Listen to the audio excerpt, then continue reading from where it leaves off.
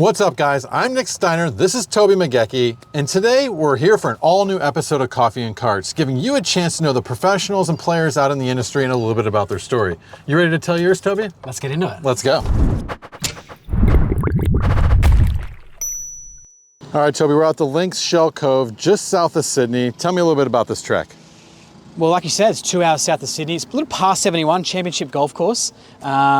Very well populated amongst the local people here. They love coming here. This is my favourite part of the property just here. We've got the par 3 11th hole straight down the hill just here to kind of get us started today. We're having the par 3 here. So when you're looking at holes like this, obviously tons of slope.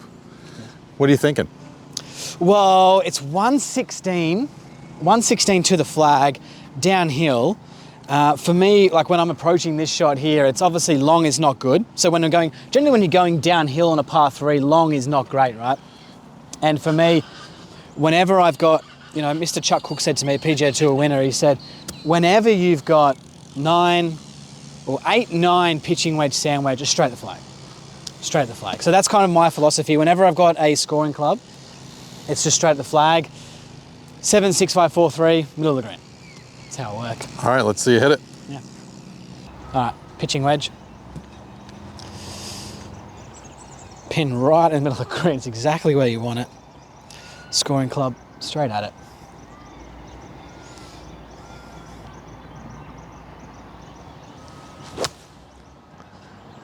Great shot. Looks like we're going just a little left of the flag. That's it. Oof. Nice. Not bad. Not a bad start, huh? Not a bad start at all. So Toby, giving everyone a chance to know a little bit about your story, when did you first start playing golf and really what kept you going throughout that journey? It's a good question. And for me, I took up golf late. I took it up when I was 14. Yeah. And it was a funny story how I started. I was playing cricket and my mother said to me, do you want to play again next year? I said, I'd love to. And she goes, let's just give something else a bit of a go. I was no good at cricket. Yeah. And then I started playing golf. And then I think what drove me was that I was no good early on. And then all my friends were better than me, and I just kept practicing and trying hard to keep up with them. Yeah. And then from there, by the time I was 17, I was off a scratch handicap, and then I just fell in love with the game. Yeah. It's I don't do things in halves. So that was the same way I treated my golf game. And I just kept going, and I enjoyed I enjoyed competing, and golf's just been a part of my life ever since. Yeah. And how long did you compete for before the coaching journey or any of that started to really come about? I had aspirations of being a player for about 3 or 4 years. Yeah. And when I got offered a good job role outside of playing, it was probably a little bit too, I had to take up. Playing for me, I was good and I got the best out of my golf game, absolutely no doubt in that, but I was nowhere near good enough. Yeah. I'd play with guys who would lose their card on the Asian tour and then they'd be tallying me up. Yeah. I'm like, oh, hang on, if they're not making a quid out there, then I'm not going to make a quid. Yeah. So then that's where it started. Yeah, and you're definitely making the most of it now, and we'll get a chance to tell a little bit of that story here. But before we do that, let's check out this shot that you just hit here, and hopefully nice. 1 or 2 putts. Nice, let's get into it. Nice shot in here. Yeah, not bad, huh? Absolutely gorgeous. I mean, look at this. Stunning golf course, stunning day. Yeah. Couldn't be more stoked to be out here with you. Yeah, it's going to be a lot of fun, huh? Shot in, you're on the green. We'll take that. Classic question here. What are you thinking? What am I thinking? Well, at first look, right, it's a little bit downhill. So I'm actually quite close to not going over the back of the green, which is nice. You never want to be long on a downhill hole, that's for sure. It's pretty straight, to be fair, at first glance. But what's even better is being first group out is the greens are pure, right? They literally were just rolling them as we're waiting on the tee. So there's absolutely zero excuses here, but downhill, little left to right by the look of it. They are absolutely pure. I mean, these are some of the best greens I've seen in quite a while, especially wintertime down here in Australia. Not a lot grows, and it's tough to keep these things in good nick. It's tough.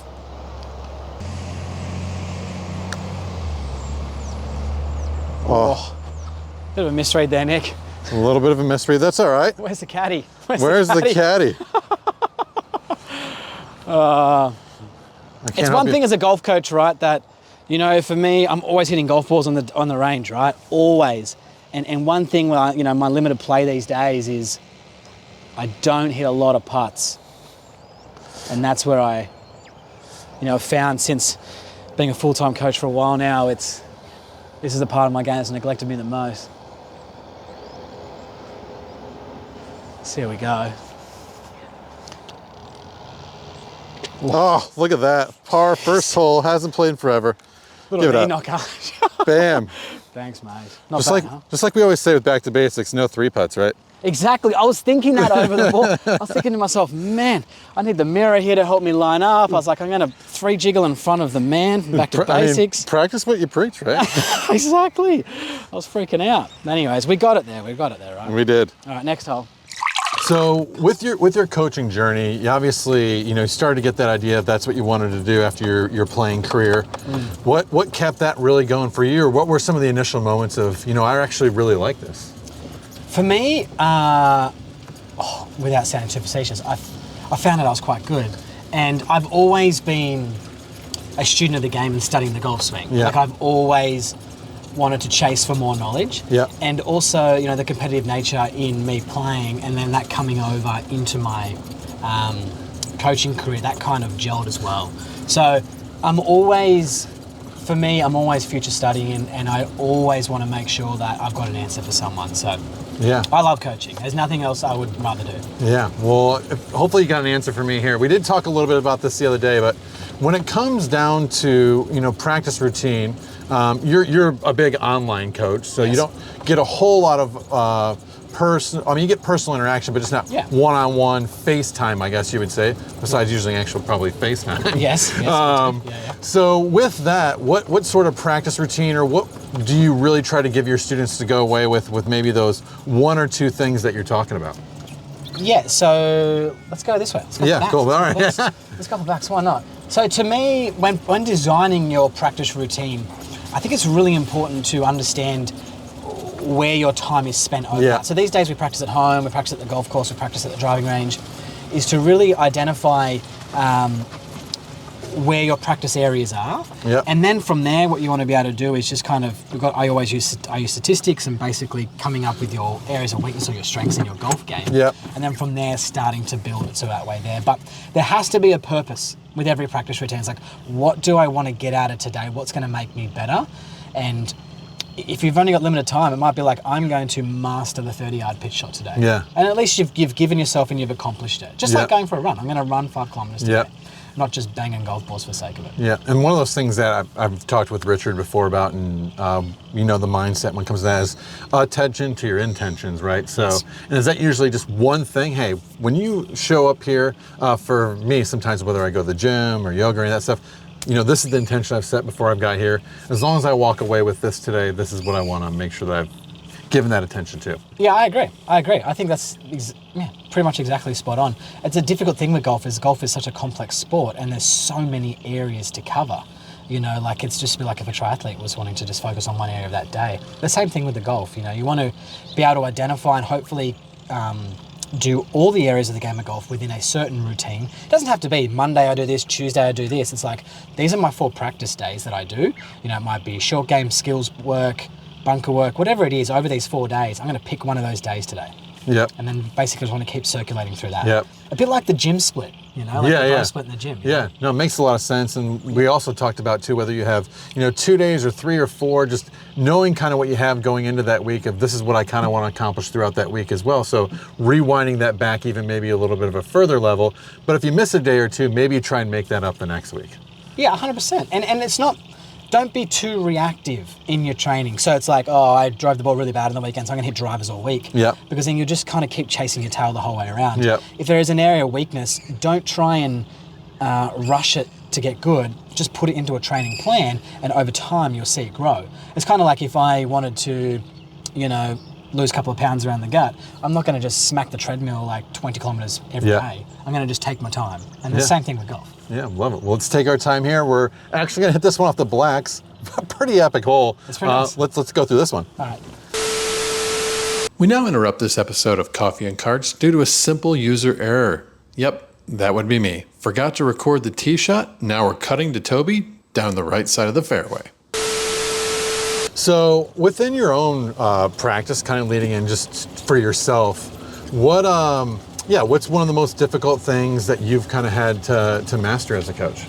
Myself, as in upskilling and kind of coaching, Oh, well, to me, I think early on in my coaching career I was a bit too reactive to people, and I follow a little bit of a like systematic type of coaching where it's not a model of golf swing at all, but for me, it's about understanding, like when Nick comes to me, what do I want Nick's golf game and golf swing to look like in the future? Now, to me, that was probably one of the challenges I had through my coaching career is like each time someone come for a lesson, I just keep fixing what was happening. And now I do my very best to make sure we look towards the future and what it looks like.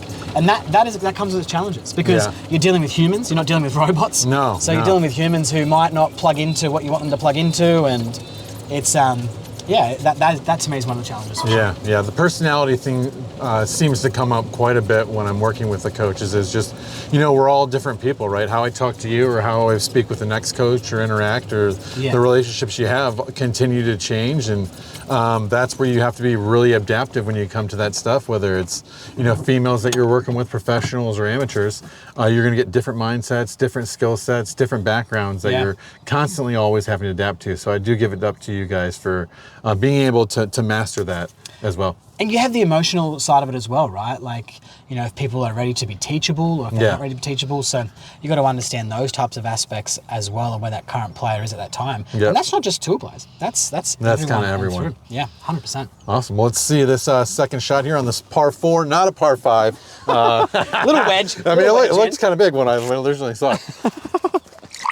There it is. Oh, there it is. Yeah. On a bit of a hunt here. Well, it's carts on the path only, right? So it is. You got to take these kind of guesses when you get them. So that's a good thing to bring up, actually. Carts on paths. Yes. How often do people just go take one club and then they're like, I wish I had something different? So it should give you an adaptability to maybe able to hit different shots. But I think the smart thing to do is, what do you tell your players out there when stuff like that comes into their game? Yeah, well, you got to take 3 clubs. Not like I've done here, right? But you've got to take a few clubs out that give yourself the best chance. Try and work it out, while you're there at the golf cart, how far it roughly kind of is. And as Richard talks about, right, is taking out that decision fatigue type of situation. Once you get there, you've got a really good understanding of how far it is and what club to choose. But you got to give yourself options. Not like me. Yeah. So we've gone quite a bit forward with the rangefinder here. Are you counting the steps back, or is that something that most players should be doing? Yeah. So I got 157 meters. Yeah, not yards. 4, 5, 6. Yeah, so I've nearly got the right club, to be fair, which is not a bad guess, right? Must have done it before. Oh. Give a little bit of a look at this. Uphill, no range session. Yes, that's okay. It's all right. Built for this, right? It's like the old days when I was younger. It's just roll straight out of the car, straight into the course. Those change when you turn pro, though. You got to be a little bit more prepared.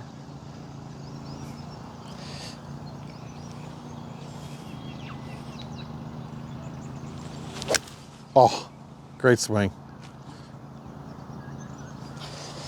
Should work. Should work. Yeah, little 6-iron there. About 167 up the hill. Should be just enough to get me there, hopefully. Could be a little bit left, but I'll give a chance to do a little bit of up and down. Hey, it is a little left. I was thinking, you said good shot. I was like, you know what? I'm not going to say anything. It's a little left. I'll take it, right? But left to me is a thing, right? I got a strong kind of right hand grip, and left to me is, has always been my issue. It's funny because when I played, it was always right was the issue, and I believe I put this down to, right, is that I spend a majority of my life working with slicers. So I teach people who slice the ball how to hook it.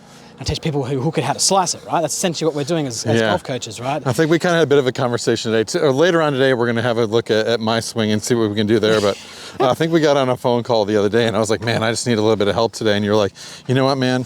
we can't really do anything right now, but just go out there and just feel like you're going to duck hook the shit out of it. 100%. Yeah. And you've got to feel that, right? Because then most people are going to say it. So for me, I've been putting people into that hooking kind of stuff. So more about, more close face, a little maybe 2 in, 2 out, and it's kind of just bled into my own golf game too. Yeah. Well, I can't wait to look at it later. Let's get into it.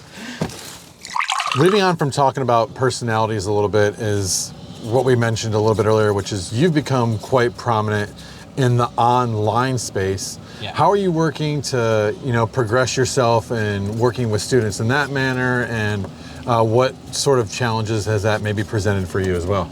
Yeah, so, I do coach a lot in person as well, but in the online space, I've been kind of moving with the space at the same time as well. So I guess, I get called when I have to do some speaking gigs or whatever, like the pioneer of online coaching, but the difficult thing, the thing that we're always trying to work on is communication. Yeah. Is lifting that as much as possible. Yeah. And then, I guess, what also kind of within that space is how we can connect better through, FaceTime or what are we doing within that space, like the analyze of it and setting out goals, things like that with the online coaching space. But I'm always working closely with the company that I use, which is Skillus, and we put in stuff like channels where we have communities that we can talk together. Yeah. The 3D space. So I'm working with a 3D motion capture company now that we can use that through online coaching as well. So I can capture, pelvis movement, center and mass movement. We can capture vertical forces. So that's stuff that I can capture through an app and still use that in online coaching as well, which is pretty cool. So really embracing a lot of the technology that's coming out and some of the newer things and being on the forefront of that stuff, which is probably a bit of a challenge for a lot of the other coaches that are out there, being that they really haven't presented themselves in that way or used that a whole lot to date. So good on you for stepping out of your comfort zone, or maybe that's where you are comfortable, is getting to learn and try and do those new things. Yeah, I guess, the challenges that do come up, and it can be sometimes a little bit, you just kind of scratch your head a little bit when you're kind of getting through it all, but it's all about just improving that experience to try and get the best out of each player, right? Yeah. So we're just kind of continuing to keep growing. And my philosophy has always been, why not? Why not? Why can't it work? So we've been working with a VR company now. We've got headsets on and coaching that way there as well.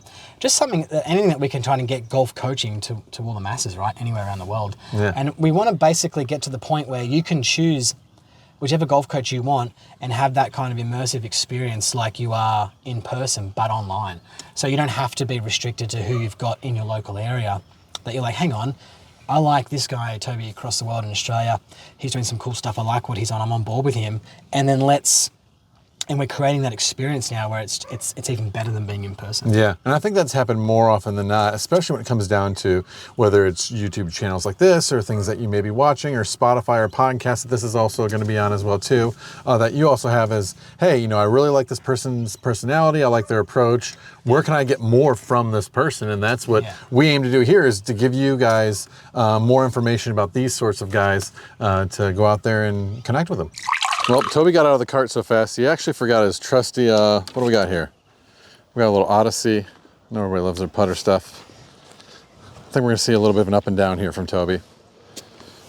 A little bit left, still pin high. I tell you what, it's nearly jumper off weather, Nick. It is, we're getting there. At least it's not like Melbourne where it's on, off, on, off, on, off. It's nice. It's coming to a good time of the year, right? What are we getting into? September? This is spring, yeah. Yeah, it's springtime. Nice. It's nice. Gorgeous time of year. Incredible golf down here in Australia. All right, little sand wedge, little chip shot here. Brand new green. I haven't actually had a go at this green yet. It's been closed for possibly 8 months, and as soon as spring kind of hit, it started to flourish. Let's see how we go. Oh, I like it. I like it. Chase. Get in there. Nice. Mate, when you're 2'8" and you hit the ball 120 off the tee, you've got to be a good chip. What do you think? 2 pars in a row? That'd be nice. That would be nice. That would be a nice start. And we were talking about this earlier with, coaching. You get a chance to hit quite a few balls, but you actually don't get a whole lot of time out on the course. That's true. That's true. Yeah, and I am looking at changing the model of my in-person coaching to be able to do that, to setting up more types of plans, because I think it's really important to get out there and see your players play on the golf course. Oh, it's huge. I love playing lessons are my absolute favorite. Yeah, yeah. So most of the time when I'm out in the golf course, it's with like my tour players or my, elite players in that model as well. But, I'll often set up some of my permanent students and I'll go out there and watch them play. But I'll get 4 of them at a time. So it's not much point in me actually hitting a golf ball, if you know what I mean. It's me capturing data and information and just kind of learning from them. So I get out here to have a look, but Let me take this away for you. I don't get to play myself. Could have done the Matthew Fitzpatrick, right? Just leave it in there when he putts from 6 feet. Oh yeah, that's How do you feel about that? No, I don't like that at all. You don't like that? In from far, out from close. Do you think that's because this is what we grew up with? Yeah, and then, obviously the rules change was quite a big thing. And I still get asked by people all the time when I'm playing with them. About what? About taking it out? About whether you take it out or not. Yeah. See if we can get a better read on this one. Oh, so close. Little bogey. That'll do. It's all right. Hey, they happen, right? They happen. That's we're out here. Like I say, real time, no cuts. No. No fake shots. No, not here. Nah, there's just no need for it. Got to be real. It's like what you see on Instagram, right? You just see the Instagram golf swings, right? It's all about the perfect golf swings on Instagram, but we all know that's not real, right? We always know that it doesn't happen all the time in golf, that's for sure. No, there's a lot of shanks. Shanks, hosel rockets, they happen. Yes, well, yes. We don't use the word shanks. I use the word Tom Hanks. Oh yeah, okay. The term Tom Hanks. Shanks can be a little bit contagious. So with the technology and working with your players, they come back and forth with videos and things that you're doing. We talked earlier about you like to see, you have a vision of what that person's swing or progression might be. How is that kind of monitored, and what is that communication that you're having with your players throughout the journey of their progression with the online coaching? Yeah, so it comes down to two things, in my opinion. One is hard facts and data. So what I like about collecting data and kind of quantifying it is it takes the feeling of what you're feeling out of it and the emotion out of it, the results. And number two, which kind of sounds contradictory, it's got to feel good to the player as well. Yeah. So what you might see as in your preference of what you want something to look like might not actually suit that player's preference of what they look like there.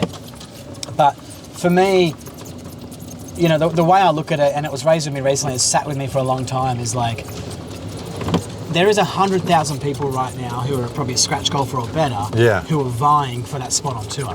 Now, what are you doing to take that spot more than them? Yeah. That's how I kind of view it. Yep. But what about for the weekend punter? Yes? Someone like myself, right? We're going to start working together. We have this plan or idea. I'm obviously going to get frustrated at certain parts of the process because, I'm changing these sort of things. I need to be able to stay positive throughout my journey and be realistic of where I'm at. But at the same time, I need to be happy with the progression that I'm seeing as well too. So that probably happens with some of your students, that some changes might be so drastic that they don't see it initially, but they need to have the vision that, we keep working on this for 3, 4, 5, maybe even a month or two, we're going to actually see the results that you want to see. Yes. And you got to be realistic as well at the same time. I think you got to see something that is there for you. So, like, to put it into perspective, is that if you're playing 18 holes of golf and you're working on something new, and say you hit like just 3 absolutely flush shots that you've never hit before, that's a really positive sign. You just want to make sure that continues to grow within your round of golf, right? That it's next time it might be 6 shots, next time it might be 3 holes, next time it might be that. That's how it's really important that you measure progression properly and not let score be the measurement of progression, if that makes sense to you as well there. So that's the way, but don't get me wrong, like making changes in the golf swing is difficult, and I think people underestimate how difficult it is. It's not easy. It's difficult to make permanent, real changes. We can all make sexy changes on the range, but to take them to the golf course it's definitely not easy by all means. It's huge, and with that, I believe, and I think, the proof starts to be in the numbers of, what you might have a bad shot or two or a few good ones in a row, that there are technology and tools out there now that you can use to monitor those sort of things. And one of those we actually talked about the other day was Draw More Circles. Is that correct? Yeah. So let's talk about that a little bit. So Draw More Circles is like a stat and bet benchmarking app. And it's basically myself, I work as a golf coach, and I have majority of my students are on there. And the reason why I like it is we do the practice side of it. So you can keep your stats and stuff on the golf course, but let's just face it here, right? You've got a 7-iron here into this green now. Every time you pull a 7-iron out on the golf course, you've got a different type of shot. Yeah. The environment's different, the wind's different, the flag's in a different spot. So it's very difficult to track your progression of how that 7-iron is going, right? Yeah. Where what we like to do is that we run testing through practice sessions where you can control the environment and you can kind of quantify a little bit better and really track the progress that way. So draw more circles, we have that, we can pump in our practice and measure that way. That's what I like about it, because you can really start to see it. Like for instance, Victor Hovland just won the PGA Tour. You can't compare his 7-iron into the last hole compared to his 7-iron, on Thursday morning. Yeah. It's two completely different scenarios. Yeah. And maybe we get a chance today, guys, to show you a couple of the shots from Draw More Circles. Again, this is not sponsored by any of the brands or companies that we mention out here, but I do believe that it's really important that we talk about different technologies, different companies, and different brands, because it takes all of us to working together to grow the sport and have everyone have an enjoyable experience. So it's phenomenal. It's phenomenal. Yeah, awesome. Let's go. All right, another par 3 here. What do we got? 150.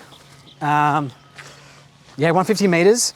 To me, it's like just a nice little cruisy 7-iron, because it's 150 to the flag, but it's only got 2-3 meters in front of it, if that makes sense to you there. So for me, I want to be able to make sure I'm a little bit further behind it. So 7-iron for me is about 153 if I'm just cruising.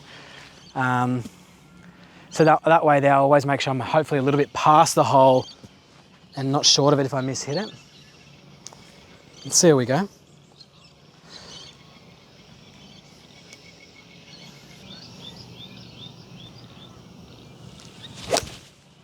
Oh, actually absolute quite nice. mint. Straight at the flag. It's a chance, actually. Hole in the 1 cam is out. That's a very good chance. Oh, great shot. Not bad, huh? We'll take that. Yeah, we will take that. Shot of the day so far, for sure. Thanks, Nick. Great shot there. I think we got a birdie opportunity. Hey, I'll take that one, right? You know what? And people will realize that that's a real shot, because I included the bogey in the last one. Yeah, this is true. This is true. So I'm looking forward to seeing what we have here. Yes. Now, when it comes to that shot, it's beautiful swing there. What are one of the biggest misconceptions that people have about the golf swing when you're talking to them? I would say, and when you've asked me this prior, is that I think people have this fascination with not wanting to slide their hips. They think that sliding their hips is a bad thing. Yeah. And when you start studying in 3D and you start getting facts and data around certain things, you start to realize how much the pelvis actually moves within the golf swing. Yeah. Someone will say, I hit a bad shot, I slid there.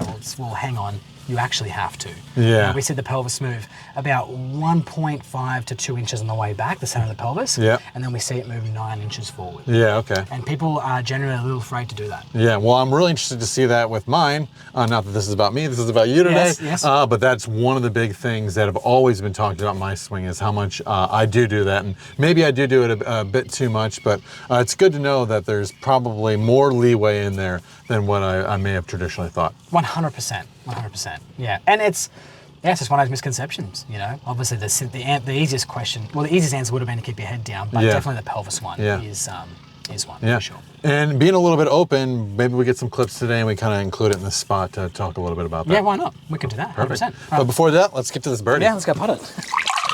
Okay, birdie opportunity. Last hole we're going to play today before we go out on the putting green and do some stuff with the putting mirror and maybe film a few more things to entertain our guests and educate them as well. Yeah. We're walking up here, feeling pretty good. Yes. What are you thinking? Let's just hole it. I don't think we'd have to try and overcomplicate it too much at all. It'd be nice just to get one in there, but it's difficult to it's difficult to not be just enjoying the place out here right now, right? To me, golf is a lot more different to myself personally than what it used to be. I'm not that hungry to have to hole putts these days, but it'd be good to hole one for the YouTube channel. Yeah, nice little birdie opportunity. Yeah. What are you thinking? 15-footer, probably about a meter from the left. I always find the faster the greens, the more they break, right?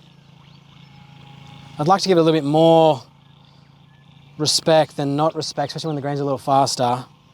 Don't want to get it too far away from me. So here we go, roll it in.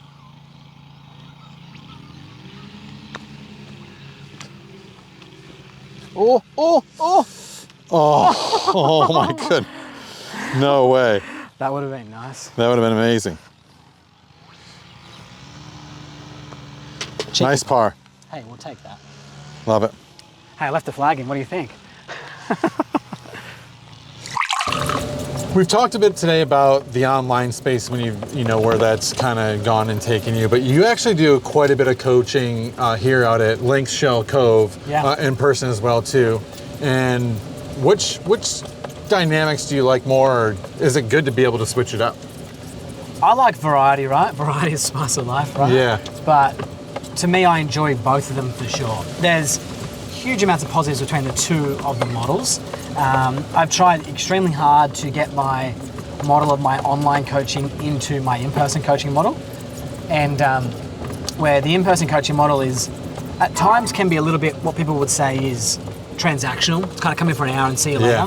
Where with my online coaching model, it's more of we stay in touch throughout the whole period of the whole month, essentially, as the subscription goes. So, but yeah, I definitely enjoy both. I enjoy mixing with people in person. I enjoy, seeing people, I guess, kind of reach their goals throughout the lesson and get excited and communicate. And yeah, I like hanging out with people, right? Yeah, that's great. Sometimes talking on an iPad all day can get a little tiring. Yeah. Well, I'm enjoying hanging out with you. There's been a lot of fun today. And with that, what are some of the most successful stories or some of the moments along your journey that have been like, man, it was really cool to see this happen for this player. It was nice to get that message. What are some of those things that maybe have stuck in your mind along the way?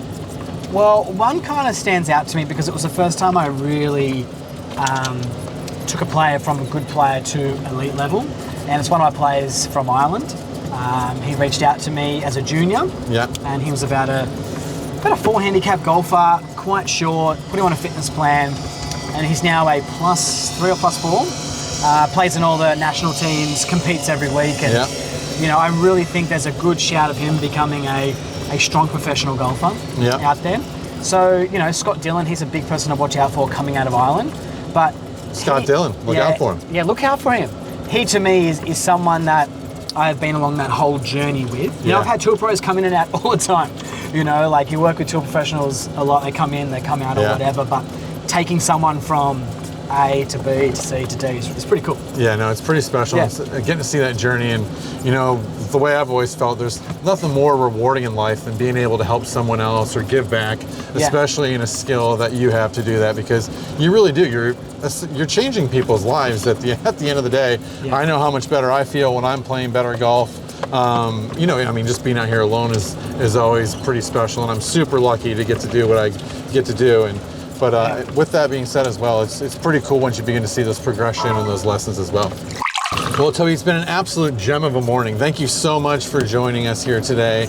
And thank you all of you out there for taking the chance to listen. Remember to like, share, subscribe, the classics. The more comments that you're able to give to us, the more feedback you're able to give, the more people I'm able to have on, like Toby McGeachie. And Toby, any final words for the people out there to take away? No, I've got nothing to kind of add. I think you've done a great job. It's a great day down here at the Lynx Shell Cove. Come down and visit if you're in the area. And if you've got any questions about anything that, potentially we can help you with the golf game, just comment below and I'll make sure I'll get in contact with everyone. And how does everyone, actually, that's a great point. How does everyone connect with you, or what are the best ways to find you or to reach out to you? All the social media channels, obviously they're all there. The TM Golf team kind of help with all those there.